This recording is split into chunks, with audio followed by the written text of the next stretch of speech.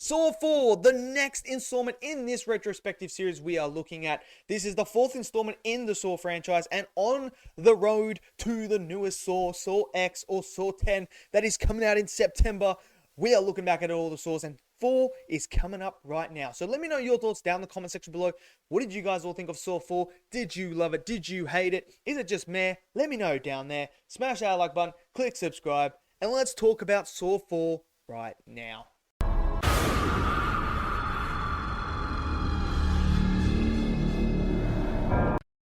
Okay, so Saw 4 is a bit of a unique Saw in a way that we just covered Saw 3, right? This Saw game is actually running at the same time as Saw 3. So as some of you might have seen in my Saw 3 retrospective, I did say Saw 3 and 4 do kind of come together and get a bit of a confusion going because they run at the same time. So sometimes I can muddle things up with these two movies because of that. So obviously the big twist at the end here is actually it's running at the same time. We see that. And there's new characters that get involved in this story as we progress with the death of Jigsaw in the previous one. And that's how this movie starts. It starts with Jigsaw's body there and just getting absolutely cut open. Things getting taken out. And they find out that there's actually a tape in his stomach. Now, it's a gruesome procedure looking at. I mean, look, props to the people that do that as a job, taking autopsies. Mate, there's no way I could do that. Like, that is just like, what the? It's hard enough watching on the screen. You imagine doing that in real life? People that do that is absolutely mental. But, so they find a tape, and obviously Detective Hoffman's there, and he starts listening to it. And this is where we get these flashbacks, and as we go back in time to be able to run this story at the same time as Saw 3. So obviously, what I really like about Saw 4 is the backstory that they give Jigsaw in this movie. Now, Jigsaw is dead, yes. This one, he's technically alive, but dead at the same time. It's really weird, but that's how it is. And we get flashbacks because we meet Jill Tuck. And Jill Tuck is actually the ex-wife of John Kramer. So this is where we start to develop the idea of what actually turned John Kramer to becoming Jigsaw. What happened in his life that flicked that switch, that changed that man to who he is now, known as Jigsaw. And I love the backstory of John Kramer. Obviously, when he meets Jill, he's just this guy. This normal guy who's just an engineer in that. She gets pregnant, and then obviously things happen. They lose the baby. John is going spiraling downhill, and then he crashes, and he gets reborn out of this car accident, and that's what turns him into Jigsaw, and that's when Jill and him break up. So it's a really, really tragic story as well. So he's a tragic backstory to Jigsaw and to what he becomes, but the motivation and the reasoning behind Jigsaw is what makes him so compelling.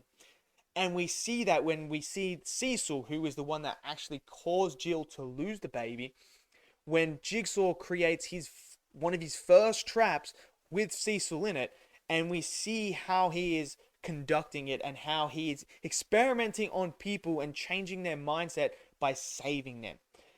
And it's really, really compelling. And that's why I think a lot of us like Jigsaw as a character and find him intriguing, is because he's not this just villainous character that is just going on a murder rampage.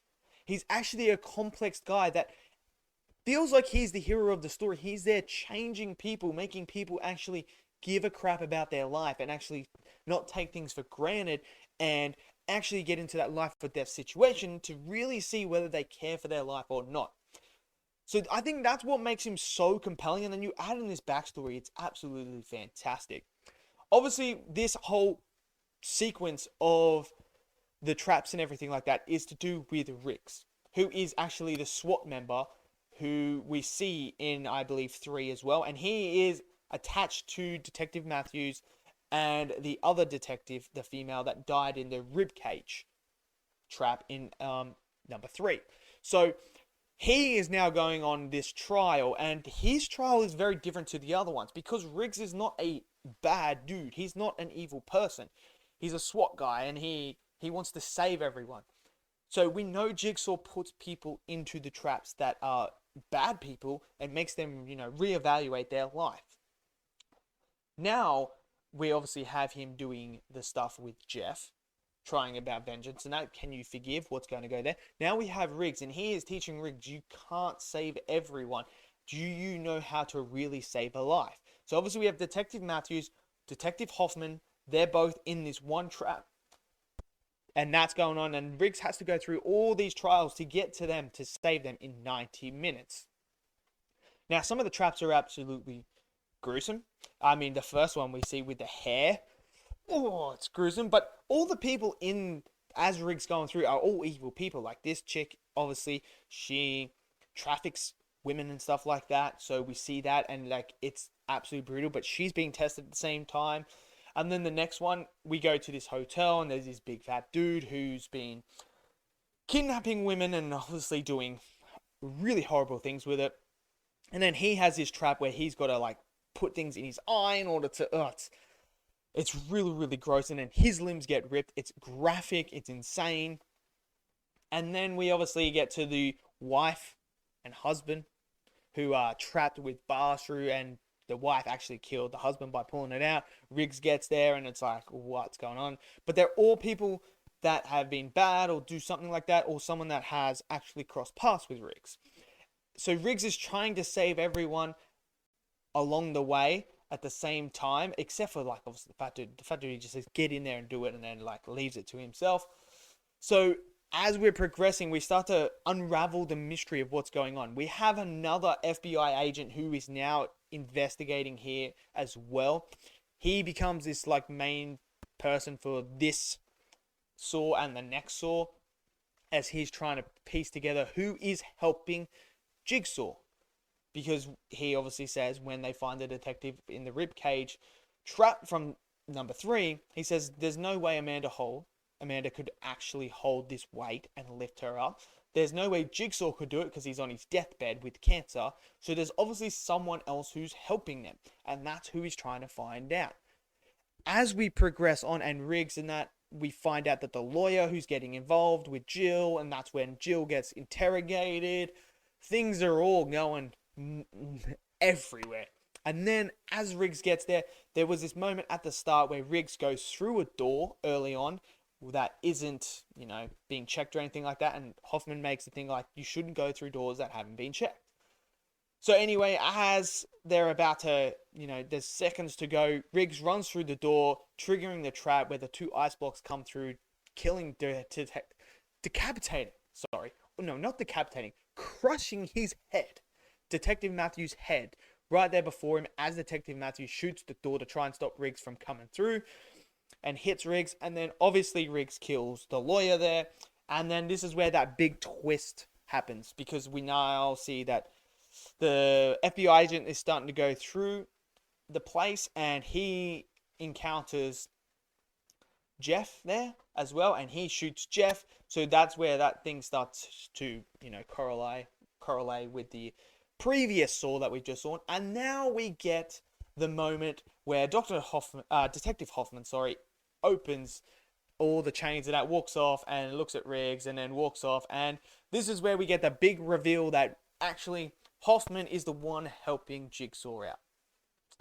That's the big reveal. And obviously the FBI agent gets locked in that where the other ones are. He gets locked in with what's his name, Jigsaw and all that, and that's where it ends. So look, Saw 4 for me, do I like it more than Saw 3? In ways I do, and in ways I don't. The stuff with Riggs as he's going on is okay, I guess. It's fine. The stuff with the backstory of Jigsaw is probably my favorite. Now, the graphical stuff in here with the practical effects, the blood and the gore is gruesome. It is very, very much absolutely top tier gruesome. And that's what you want out of this Jigsaw, franchise, this Saw franchise. That's what we come to see. But as for the stories, Detective Hoffman is I don't really like Detective Hoffman as a character. There's no real motive to why he wants to help Jigsaw out and stuff like that. it's kind of like all like, okay, I guess, whatever, that's happening. And then obviously the stuff with Jill is, I really enjoy the stuff with Jill because we start to understand Jigsaw's motivation, where he's going. The new FBI agent guy, yeah, okay, he's a bit smarter than the other ones and he's starting to piece together what's going on. But overall, it's kind of like, I don't like Riggs dying at the end there. I mean, it's we don't see him die, but it's implied he dies from the shot. So I don't know why Riggs gets punished for being a good person, trying to save people. That never sat well with me. So number 4 is kind of like hit and miss for me. And like I said, sometimes it blends with 3 too much and you start to muddle things up and you start to try to piece it together. So yeah. But hey, we're going to move on to 5. But let me know your thoughts down on the comment section on Saw 4. What did you guys think? Did you love this movie? Did you know it's one of your favorites? Is it your least favorite? Let me know. Smash that like button. Click subscribe. I'll see you guys next video. Until then, stay safe. Peace out.